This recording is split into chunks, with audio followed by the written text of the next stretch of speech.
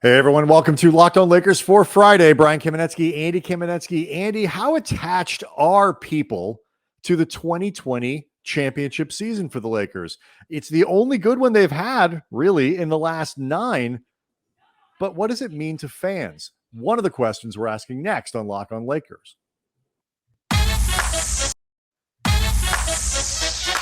You are Locked On Lakers, your daily Los Angeles Lakers podcast. Part of the Locked On Podcast Network, your team every day.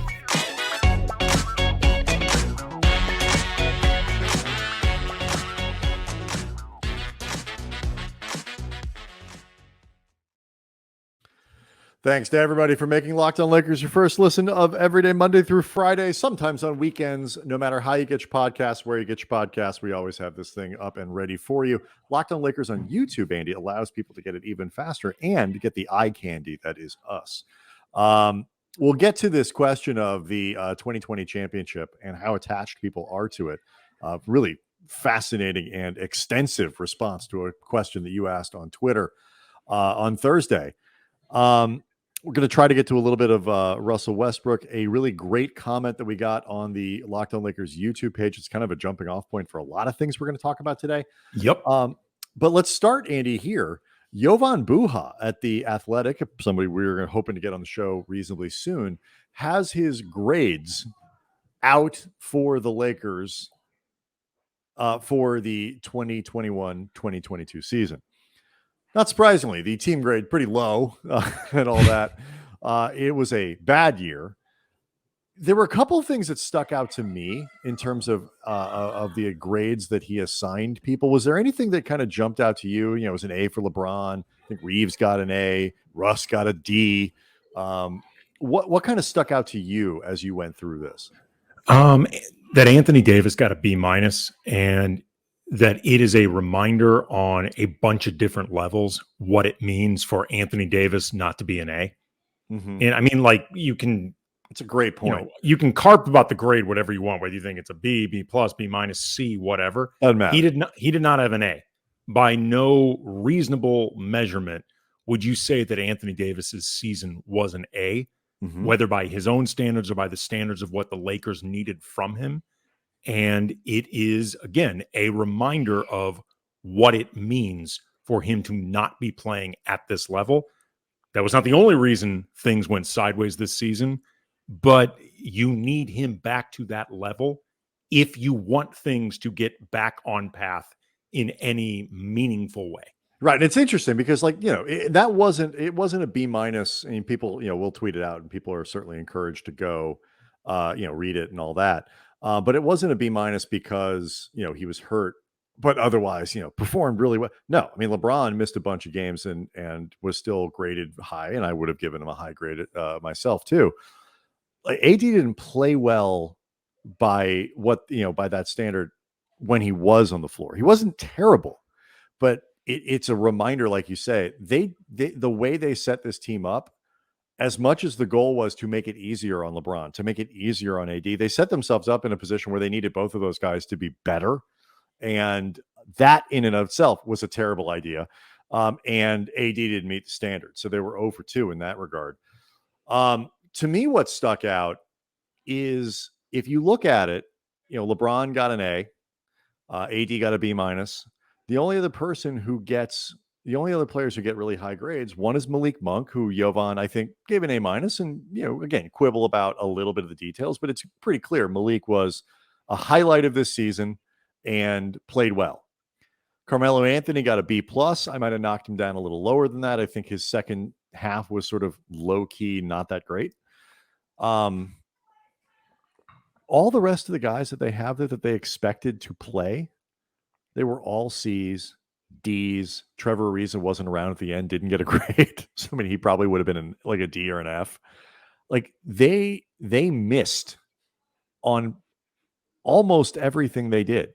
Whether you're talking about Ellington, Bazemore, Ariza, bringing in Avery Bradley, DJ, Dwight, like, none of this stuff really worked. The only guys that graded out relatively well in Jovan's feature here were the dudes who weren't expected to play. Austin Reaves, Stanley Johnson, Wenyen Gabriel, guys weren't even on the team. It's just another reminder of how badly this team was put together this year and how badly they missed. And hopefully it becomes a blueprint for what not to do next season. It's just, I say that because they're going to have essentially the same toolbox available to them that they had last offseason, I guess, without the option of making a incredibly aggressive and unnecessary trade for a fading superstar. Hopefully they use their 1-year deals, their minimum deals, all that stuff in a different way, because the approach that they had, which was very veteran forward, age forward, and all that, just didn't work. And they need to try something different because this was bad.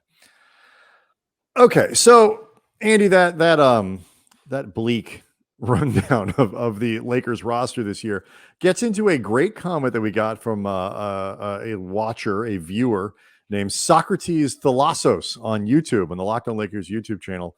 Well, we're gonna take Socrates' comment in parts and address them as we go along, because what we found, Andy, is they really do prompt a lot of a jumping off points here. So I'll start here. Lakers' future looks very bleak. Aging LBJ, always damaged, aggression deficient. 2 ways of saying Anthony Davis, AD.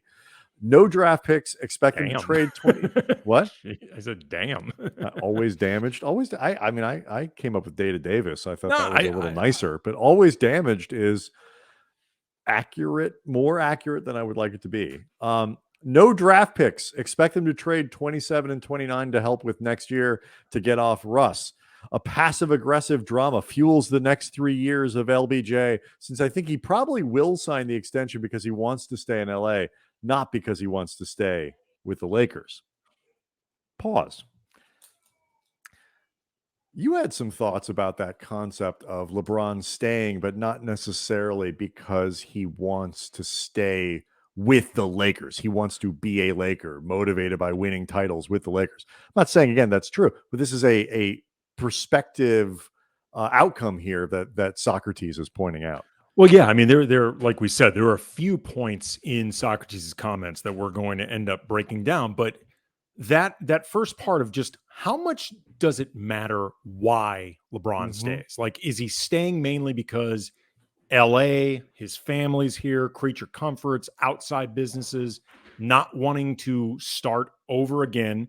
Not that he thinks the organization can't win at all moving forward, but he's probably not fully convinced they can either. But either way, basketball itself is the fourth or maybe fifth, but certainly not first and foremost reason that he is committing the rest of his career to this organization. Like, can you have a franchise face who represents that? And one of the things I thought was interesting about it is, in certain respects, it reminded me of what the Lakers had with Kobe post Achilles when they gave him that $47 million extension before he'd even finished rehabbing, much less was on the court again. This was mid-season, and this was with the really real chance that Kobe was never going to be the same again. And unfortunately, that was the case, and that there would be reasons that Kobe would stay, as much cosmetically, what it means for his legend, the money, being a lifer, all that stuff, than the actual basketball. The difference being Kobe's Kobe, LeBron is not Kobe. And also, you did not have to give up assets to keep Kobe. You just had to give up money to keep Kobe. And look, Kobe, well, they don't have to give up assets to keep LeBron either. But I think your the point expectation is that you will. But the fact that Kobe, the LeBron doesn't have the sort of the institutional loyalty in the fan base that Kobe had is really important. I got a couple other questions I want to ask you about this LeBron motivation thing. We'll do that next. Locked On Lakers brought to you by Truebill. Do you know why free trials renew without your consent? Well, it's a business scam out to get you. Don't let greedy corporations, those fat cats, those suits, those just despicable people pocket your money. Download Truebill, power to the people, to take control of your subscriptions. Truebill is the new app that helps you identify and stop paying for subscriptions you don't want, need, or you just forgot about. On average, people save up to $720 a year with Truebill. Companies make subscriptions hard to cancel intentionally. They don't want you to go through the rigmarole of actually getting rid of the subscription you don't want. But Truebill makes it simple. Just link your accounts and Truebill will cancel your unwanted subscriptions in one tap. Truebill's had over 2 million users, and they have helped them save over $100 million collectively. So don't fall for subscription scams. Start canceling today at Truebill.com/LockedOnNBA. Go right now, Truebill.com/LockedOnNBA. It could save you thousands a year. Truebill.com/LockedOnNBA. Andy, you know where there are not fat cats that you describe, like in that last read? Over at Built Bar. Over at Built Bar, you got a Better bunch not of, be. They got skinny cats and yoked cats because they're eating Built Bars over there.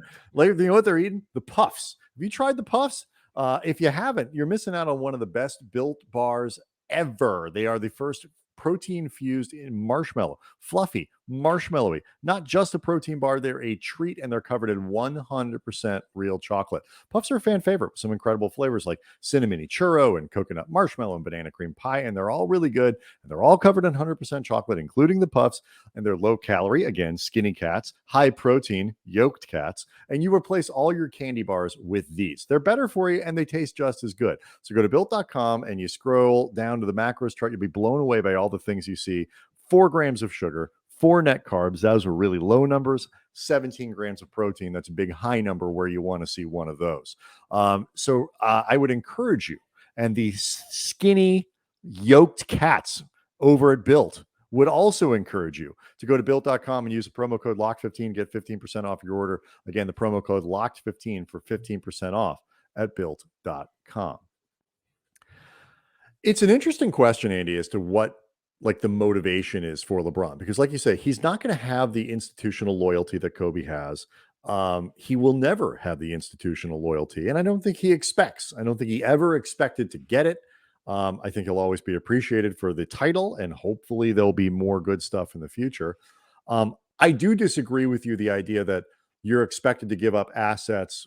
You know, there's an expected price with LeBron that there wasn't with Kobe, because the expectation always is too with Kobe, and the Lakers got themselves into trouble with this. No. We have to go try to win. We have to try to contend. No, but they didn't give up. They didn't give up assets after Kobe's Achilles tear. They went and tried. They made free agent signings. They did things in ways that you wouldn't. A team with more realistic expectations that wasn't stupidly trying to win a title. Right, but they didn't give up. They didn't give up anything to do it. They just ran the organization poorly. I wonder how much it matters, because what Socrates is getting at is the idea that LeBron really doesn't want to play here. He wants to make movies. He just wants his family to be comfortable. He's not invested in it.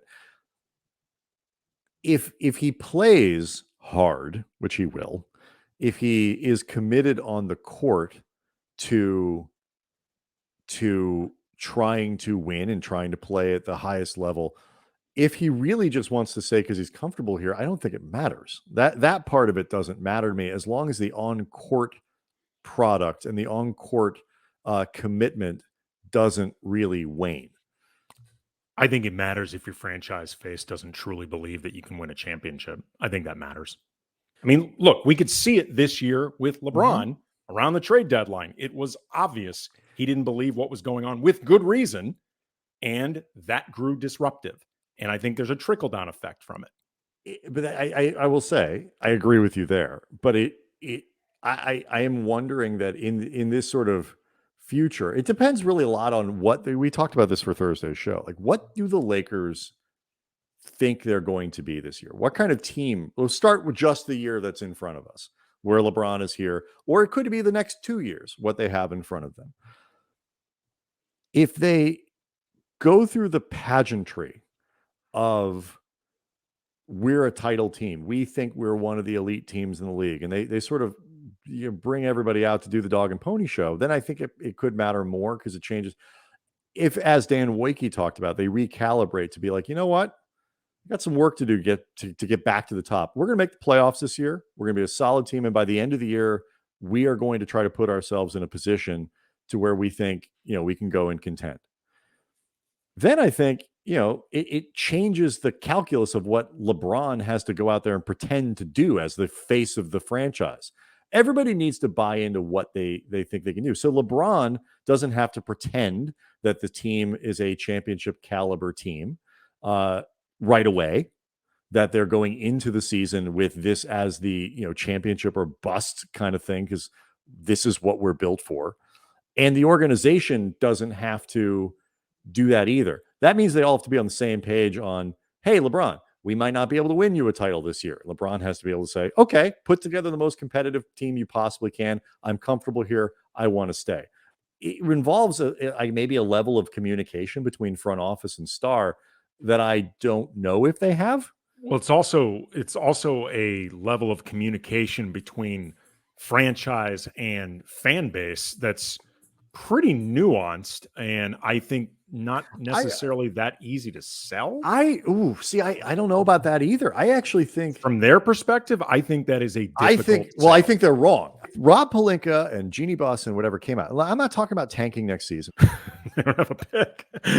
There's no point to tanking. No, well, there really isn't. That's actually one of my most interesting features about the rebuild and how this would have to go. Is their draft status and where the picks would come from. If they said to people, we don't know, without risking the future of the franchise, like in really irresponsible ways, this is the team we're going to put together. We're going to do a better job this year. We're going to get LeBron more help. We're going to hope these guys, try to keep him healthy, whatever. And we're going to be a competitive team, and we're going to be a playoff team. And we hope by the end of the year, this team will be able to contend. I actually think that they can sell that. I actually think that is a saleable vision and a saleable pitch, because it's honest. It tells people we're doing it this way because we don't want to do something stupid that's going to keep our team whole for a decade. And I'm not trying to be dramatic here. If they do this really wrong, you could be looking at a 5, 6, 7, 8, 9 years of unpleasant results. No argument. I just think they're going to I think fans would accept that more than they would accept pretending that some version of this year going into next year is championship, caliber. Let's do this. Spending 2 picks to get rid of Russ for John Wall, or something, is if they shuffle the deck chairs on the Titanic, people are not going to be any happier with that. I don't disagree with you there. I think the problem with what you're putting out there, which is not necessarily unreasonable, but it is definitely nuanced, is they're going to picture the headline being Rob Pelinka says Lakers not ready to contend. And they're not going to like that. I think that's ultimately the concern they're going to have, because that is actually what they're saying. And they're not going to like that. I thought they don't concern themselves with headlines, Andy. And no, they don't. No, well, that's not an unsourced report. That's Rob Pelinka being quoted. No, but like they've said that before. We're not worried about the headlines. We're not worried about what people are saying about us. And blah blah blah. But we know they're lying. Yes. We know that they do.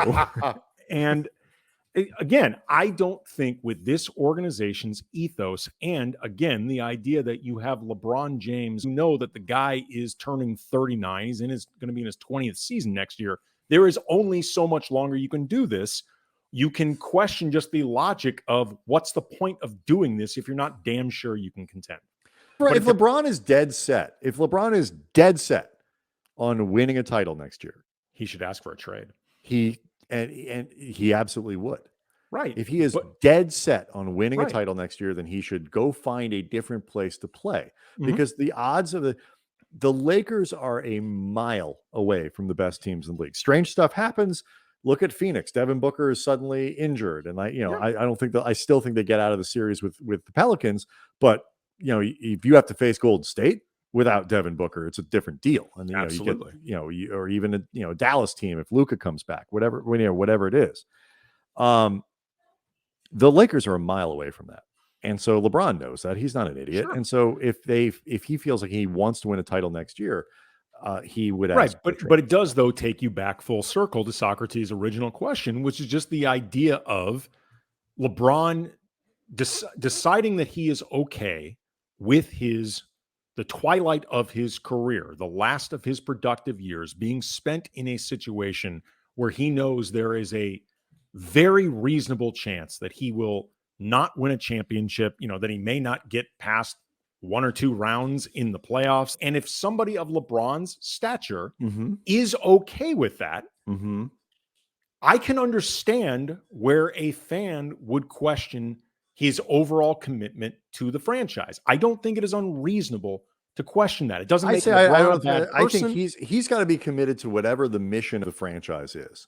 And what it's an interesting conversation. We can carry it on, throughout is if LeBron and the franchise are on it doesn't mean you're not trying to win. It doesn't mean you're not trying to be as good as you possibly can. And if LeBron is putting out all the effort, if he's skipping games for movie premieres, we've got a problem. No, but it speaks to the idea of LeBron ultimately being willing to settle for a likely ceiling and what that means about him if he's willing to have the rest of his career. You could argue it means that he's more committed to the franchise than he is that he's committed to seeing the Lakers through to the next stage, that he's committed to staying in LA and doing the best he can, or that he's committed to a zip code, or that he's committed to a zip code, or as opposed to ditching the team as soon as it looks like he can't get exactly what he wants.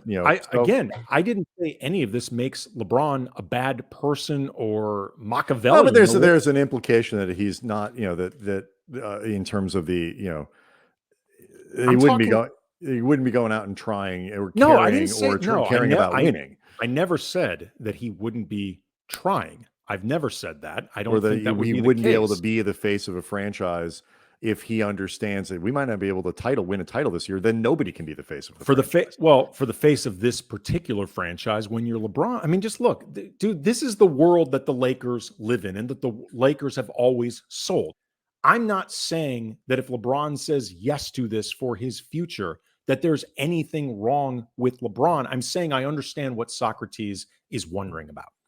All right, let's probe a little bit more into Socrates' note. He has some things to say that I sensed a little bit of cynicism about the bubble title in 2020. We'll do that next.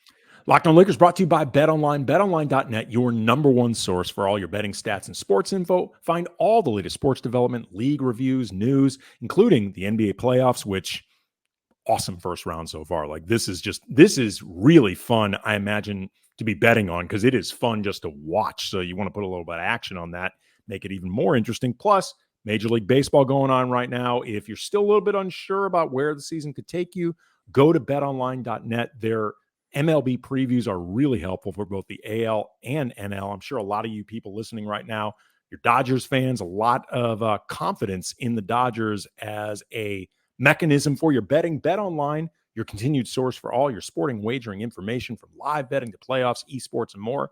So head to the website today, use your mobile device, learn more about the trends in action. BetOnline, where the games start. Okay, so Socrates continues in this note, Andy, that he left us this comment. He's like the silent third co-host of this show. He is. He's not silent today, our man Socrates. So he says, after the a couple comments about the roster and how empty the cupboard is, maybe a couple of the young guys pan out and are fun to watch, but maybe not. Next title, maybe 2035 if they're lucky. More likely 2040. Oof. But hey, a bubble championship in 2020, or blow it up, trade AD and LBJ for as much as you can get, and let Russ play out his contract without spending assets to get rid of him, and jumpstart the whole process. With any luck, in 3 to 5 years, you're a contender again. We're going to save that last part about the rebuild for another time, and I want to focus on this part. Congratulations, Socrates. You're part of 2 shows now. No, you're not going to be part of 2 shows. You're right. Next title, maybe 2035 if they're lucky, more likely 2040. But hey, a bubble championship in 2020. Socrates does not sound like a guy who really necessarily thinks that the bubble title was worth it, or the bubble title maybe doesn't live up to the other ones. I apologize, Socrates, if I'm putting words in your mouth, but you asked a question on Twitter kind of to this point, and the responses were awesome. Yeah, it really got me thinking just about the idea, because I've been sensing some of this anyway, in terms of Laker fans having a detachment increasingly to that championship and just feeling less connected to it. So I put out on Twitter just question at Cam Brothers to Laker fans. How do you feel about the 2020 championship? Not asking in a quote asterisk sense, it's a worthy title, full stop. But in terms of emotional connection, do you feel attached to it like the ones in the 80s and the 2000s? Big reaction. I mean, this got a lot of reaction really quickly, and very, very appreciative of that because it was pretty fascinating. And it was pretty split, like pretty 50-50 in terms of fans who not just feel connected to it, but feel pretty strongly connected, and fans who feel like I had been kind of suspecting pretty detached to it. The people that feel attached to it, the number one reason was the idea of Kobe being honored in the wake of his death. And, you know, they won that championship in his name. Literally, you know, there was the game winner Anthony Davis hit against Denver and calling Kobe. You know, the organization, the fan base, there was a real catharsis from this, as at Quest for 18 put it. It's one of the best championships personally for me because of the Kobe connection, the Mamba jerseys, the score being 24-8 in the first round versus Portland. So many subtle things that led to the banner to the year Kobe passed. Also love the camaraderie of that team. Love it. As our friend LZ Granderson put it on Twitter, it's the chip for Kobe. Also got a lot of people saying that it was a respite from the pandemic, one of the worst overall years in modern history. You know, wasn't good. Sports. I have some notes for the pandemic. Sports, to whatever degree they could, were like a release and a distraction. That championship tied the Lakers and the Celtics for titles. As we said before, there is no asterisk. That title was hard. It was hard. It's really hard. And as a standalone team, that was a really, really likable crew. Before we get to the cons, I think, you know, when you look at that, I mean, I get it. And I get the reasons people would think that way, and I get the reasons people would feel detached from it. I get the reasons they feel like, and I assume that's, you know, in my reading of that, that's a lot of what that was. It's like, it was far away. They never saw the team. They never experienced a parade. There wasn't any opportunity. It's not that as a Lakers fan, you don't think it counts. It's just that you didn't have those normal touch points where you get the opportunity to connect with it.